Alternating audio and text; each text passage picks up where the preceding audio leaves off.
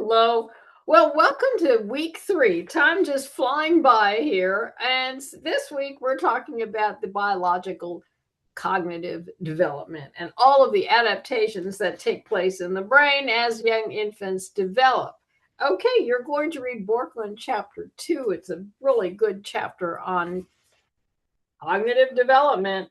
I'm just going to point out a couple of things that I think are so important for us to realize. As the millennia have gone by and people have made all kinds of adaptations in order to remain on the planet, some of the adaptations now are starting to wear a little bit thin. We really don't need them anymore, but we still have them, such as the fact that we are really drawn to sweetness. We've really learned that over a long period of time. And the other thing that we're drawn to is high fat. So that is no longer really keeping us as healthy as it used to many thousands of years ago. Okay, that's just one of those adaptations that is now causing problems for us. So a few things that I do want to point out. The piece on prepared fear is really interesting, but I'll let you read that. Okay, so I'm looking here at the concept of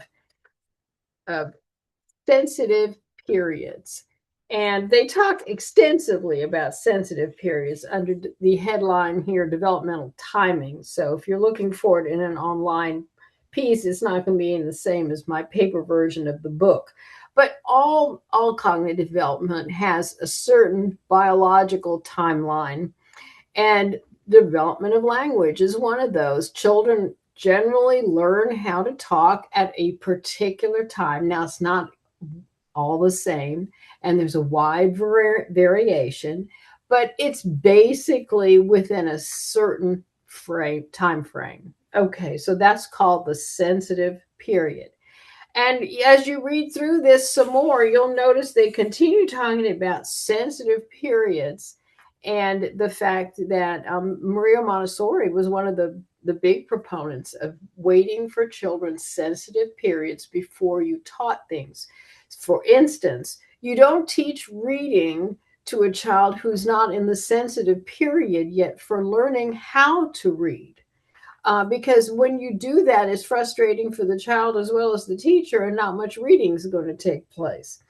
Okay, the other piece that I found was so interesting in here is when they talk about overstimulating the young brain. And you see that happening a lot. For instance, premature infants are in these NIC units, and they're so loud. They have constant beeps from the cardiac machines. They have constant alarms going off. You have bright lights so that you can see them well, but it's not helping those poor little souls that are laying under those bright lights. A lot of premature children wind up with all kinds of learning disabilities. And there are studies now that link those learning disabilities back to the time they spent in the NIC unit under all those lights and exposed to all those sounds, because it's just overstimulation during some sensitive times of development in their brain. And let's see, we're going on here. I just want to pull out whatever I want you to pay particular attention to. Oh, here we come. The synaptic pruning is under synaptogenesis. Infants are born with so many more neurons, brain cells, than we have. And what happens over time is that if they don't use those brain cells, they're pruned, they're gone. And so that makes early childhood teachers so important to an infant's development, because you can introduce so many wonderful experiences that help them to keep some of those neurons and not have them pruned. And it's also very obvious when young children come into your classroom, say you're teaching pre-K or kindergarten, who have been exposed to a wide variety of books, music, trips to the zoo, trips to the seashore, trips to museums, trips to the park. Yeah, just stimulating experiences. And then you have a child who's spent the last five years in front of a TV set, basically. And there's a big difference in the children's learning abilities for the ones who've been exposed to so much, and their synapses have not been pruned. They're still all there. They've got all this great information that they took in.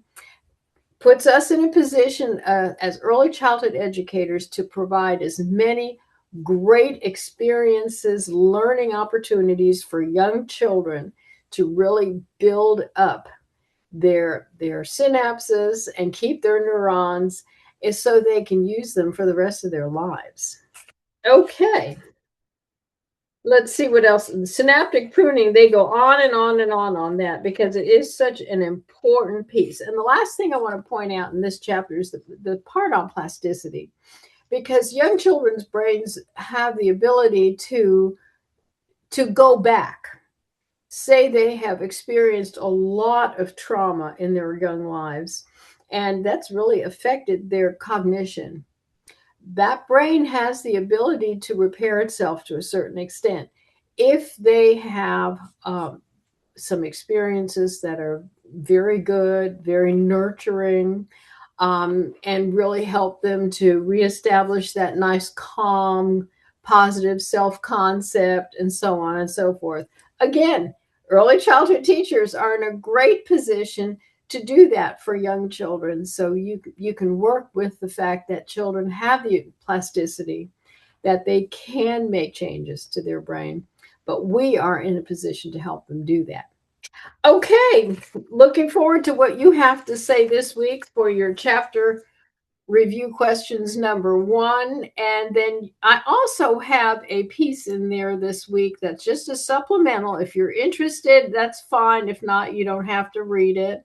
It's the science of early childhood development, and it's really interesting. It's a 2-pager, and it gives you such a nice short version of infants' brain development. I thought it would be interesting. I hope you have a wonderful week, and let me know if you have any questions. I'll be happy to set up a Zoom. Bye.